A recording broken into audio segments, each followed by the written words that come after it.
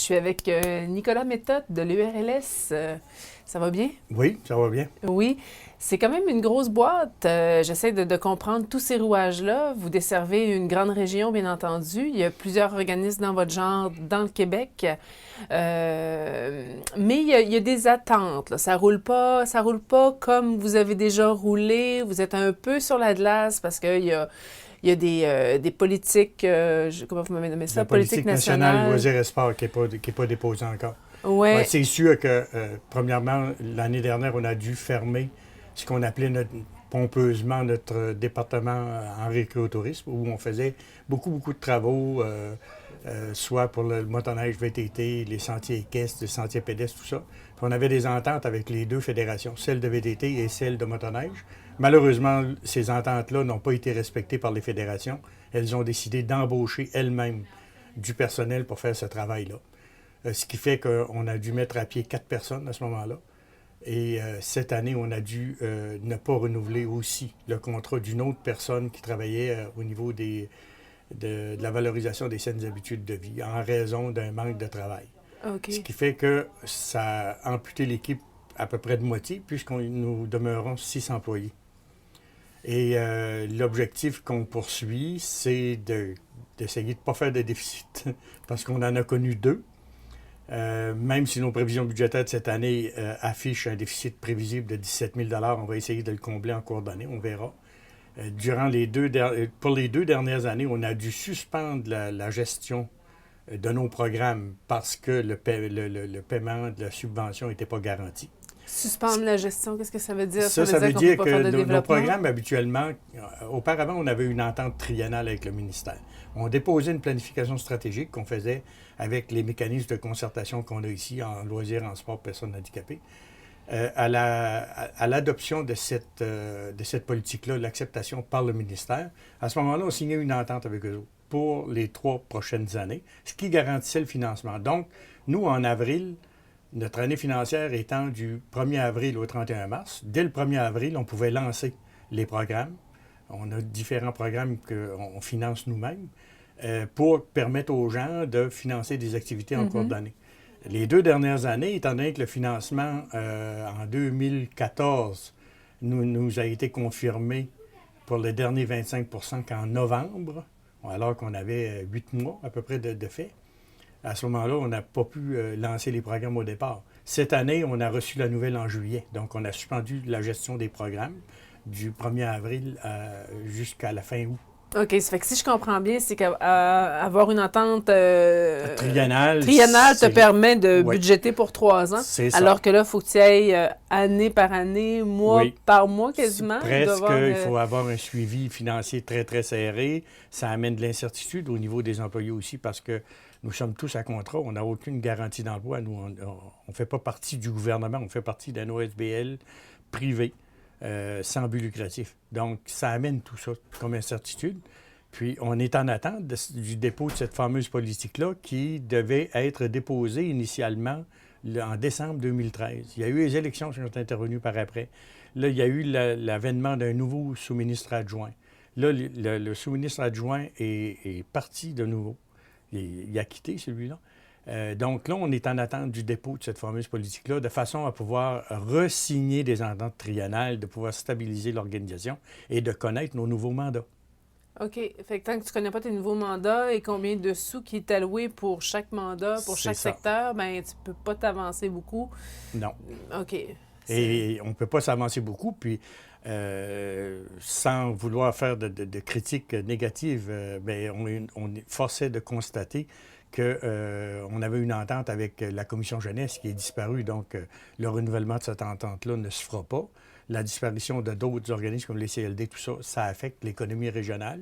Donc, il y a moins de projets de développement. Qu'est-ce que vous aviez avec la Commission jeunesse qui est disparue à cause de la Commission jeunesse, c'est qu'on gère depuis 1990, là, depuis l'avènement du Conseil régional des loisirs du temps, qui s'est transformé en unité régionale en 1998.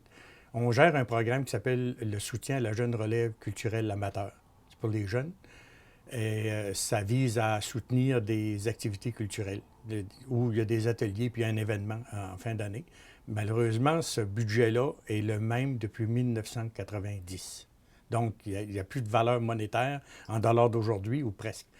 Voici 2 ou 3 ans, on a eu une rencontre avec le ministère, puis la commission jeunesse s'est intéressée à investir là-dedans, ce qui fait qu'on a signé une entente avec eux autres de 10 000 par année sur une période de 3 ans.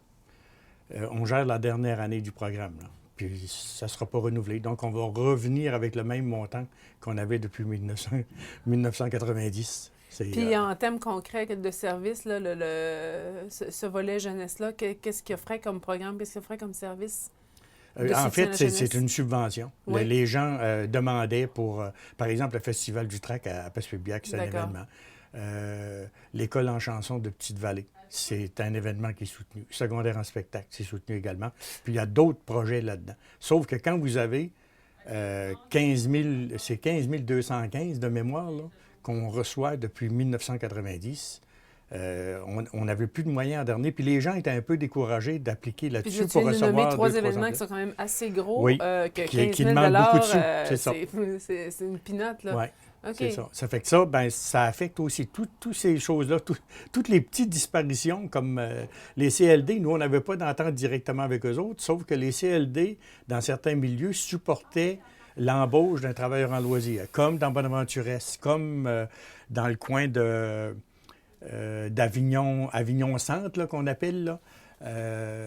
Ça fait avec Pointe-à-la-Croix, puis Restigouche-Sud-Est, puis l'autre municipalité m'échappe, Pointe-à-la-Garde, Sicuminac. Les CLD s'impliquaient là-dedans. Donc, ça aidait à faire avancer les causes. Puis nous, on supervise ces employés-là, on les suit durant 3 ans pour faire en sorte de bien les intégrer dans leur emploi, puis de les former, puis de leur donner toutes sortes Tout ça, ça va affecter à moyen terme, c'est sûr et certain. Puis même les CLD, c'est gros, mais il y avait sûrement des petites entreprises qui avaient des fois des projets et venaient vous voir pour relancer sport, loisirs, culturel chez les jeunes et les moins jeunes, mais que là, eux-mêmes n'ont plus de ressources, alors ils ne viendront pas vous voir pour lancer des projets non plus. C'est difficile parce que même avec Secondaire en spectacle, on travaille avec les commissions scolaires, là, de qui on a une collaboration extraordinaire, les 3 commissions scolaires de la région, les îles, Chic-Choc puis René Lévesque. Malheureusement, eux aussi sont dans la tourmente, ils ne savent pas qu'est-ce qui va arriver. Ce qui fait que quand on a des rencontres, ben, on se dit, bon, toi, il y a quoi de nouveau? Puis là, la question nous revient, toi, qu'est-ce que tu as de nouveau? On n'a pas de nouveau. Puis donc, ça fait en sorte qu'on a de la difficulté à faire vraiment du développement comme on faisait auparavant. Est-ce que vous travaillez avec les municipalités? Parce qu'on a l'impression que travaille beaucoup avec les municipalités qui vont ramasser les budgets. Là. Municipalités, commissions scolaires, les associations régionales de loisirs, puis les associations régionales de sport également. En fait, tout le monde a accès à nos programmes, sauf que quand on les lance seulement à la fin d'août, les événements qui se sont déroulés du 1er avril jusqu'à la fin août, ils n'ont pas de subvention. Nous, on ne peut pas leur aider parce que nos programmes sont pas en gestion. Oui, moi, j'en ai vu une passer pour le développement des... je pense qu'il y avait un 4 ou 5 000 alloués pour développement culturel 35 ans et moins, les jeunes. Et je pense que j'ai vu la nouvelle pendant 2 semaines. Ça fait que si tu voulais appliquer, là, c'était là maintenant. Puis, eh bien, si ton organisme était plus petit puis il souffrait aussi de ce développement-là qui était cassé, bien, il n'y avait plus personne pour postuler en urgence parce que ça venait de sortir puis tu avais peu de temps pour y répondre. Ça affecte l'ensemble, je pense, des activités, pas seulement en loisirs et en sport. C'est dans l'ensemble. C'est pas facile. Puis, bon, en espérant, on nous dit que le paradis s'en vient avec l'équilibre budgétaire. Mais depuis la fin de la Grande Noirceur, on n'est plus supposé croire au paradis. Hein? Alors, on réentre effectivement dans une nouvelle belle noirceur. On espère qu'au prochain budget qui s'en vient en 2016, qu'il y aura des bonnes nouvelles pour tout le monde, puis que ça va redécoller. C'est ça qu'on espère, en fait. Puis nous, on attend le dépôt de notre fameuse politique pour connaître les paramètres de nos interventions puis nos mandats. Mais est-ce que cette politique-là vous assurait un mandat sur 3 ans ou vous en avez bien, normalement, ça devrait revenir, mais là, je ne veux pas présumer des décisions qui vont être prises, mais normalement, quand tu as une politique qui encadre, à ce moment-là, on tend à avoir des ententes triennales au moins pour faire en sorte de stabiliser le milieu, puis qu'on puisse intervenir. Si on nous dit en plein air, allez-y en plein air, bien nous, c'est des engagements sur plusieurs années, ça. Fait qu'on ne peut pas travailler une année à la fois comme ça. Donc, normalement, ça devrait se faire comme ça. Les mandats devraient être clarifiés, peut-être augmentés. On n'a pas de problème avec ça parce que les unités régionales, on a un regroupement. On a déjà fait des propositions au ministère en leur disant, voici, nous, dans quel domaine on peut intervenir, il n'y a pas de problème là-dessus. Si ça fait partie de vos préoccupations, nous, on sera là pour les soutenir parce que on travaille à partir des ententes qu'on a avec le ministère. C'est comme ça que ça fonctionne, mais ça prend une politique. Fait que c'est ça qu'on attend. Je reviens tantôt, vous avez parlé d'une de vos divisions qui n'existe presque plus, qui était de développer le récréo touristique, Oui. et vous l'avez appelé pompeusement le récréo touristique. Je me dis, dans une région comme ici, qui devrait tellement être axée beaucoup plus sur le tourisme et le récréo touristique, parce que c'est notre ressource au lieu de la vendre puis de la scraper. Là. Pourquoi est-ce que vous avez...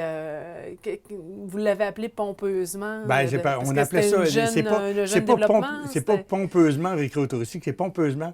On appelait ça notre département de récréo tourisme. Il y avait 4-5 employés. Il y avait 4 employés, des fois 5-6. Mais c'était plus saisonnier. Mais on dit pompeusement parce que c'est un grand mot, département, pour 4-5 employés. Okay. Sauf que ce département-là, gardons le mot, allait chercher pour au-delà d'1 million de contrats par année. Dans les meilleures années, là, c'est au-delà d'1 million de contrats. Et ce qui faisait que ça amenait dans la région aussi une bonne masse salariale. Ces gens-là étaient relativement bien payés, c'est des bons emplois. Puis, ça permettait au milieu de recevoir une foule de services parce que nous, on partait de la conception du projet jusqu'à la livraison finale. On faisait les plans, on faisait la demande de financement, on faisait l'accompagnement, on faisait la supervision des travaux, on faisait de A à Z. Tout ce qui touchait ces travaux-là. Donc là, les gens nous disent, particulièrement ceux de la motoneige du VTT, on n'a plus les services qu'on avait. On était privilégiés. Bien, on a dû abandonner parce que c'était... nous, la menace qu'on avait, là, c'était de voir disparaître l'unité régionale au complet avec les déficits qui s'accumulaient. Donc, c'est pour ça qu'on a dû abandonner. Avant de terminer, là, il y a quand même des volets qui fonctionnent bien. Il y a des choses qui fonctionnent bien. Vous êtes là. C'est une instance de développement qui existe encore. On touche du faux bois. Oui. Mais qu'est-ce qui va bien? Là? C'est quoi vos volets? Bien, ce qui va bien, c'est qu'on a une excellente équipe. Là. Les filles travaillent très, très bien. Conseil d'administration extraordinaire. Des très bons partenaires, autant au niveau des ministères, différents ministères, que des commissions scolaires, des municipalités, tout ça. Puis, on a réussi à maintenir le financement des programmes. C'est déjà beaucoup. On a investi à peu près 150 000 sur 353 000 en différents programmes de subvention. Pouvez-vous me nommer ces programmes-là un petit peu, s'il vous plaît? Les programmes, rapidement, développement, loisirs et sport, intégration, loisirs, ça, c'est pour les personnes handicapées. Là, c'est sûr que j'en échappe, là.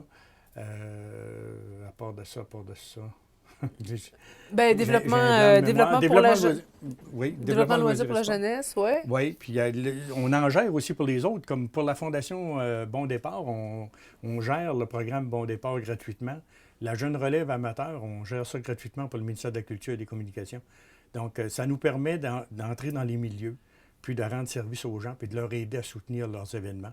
Mais quand la masse salariale, pas la masse salariale, mais quand le budget est très, très petit, les gens n'appliquent plus sur les programmes parce que ça ne vaut pas la peine de remplir un questionnaire qui va te prendre 5 heures pour 200 pièces.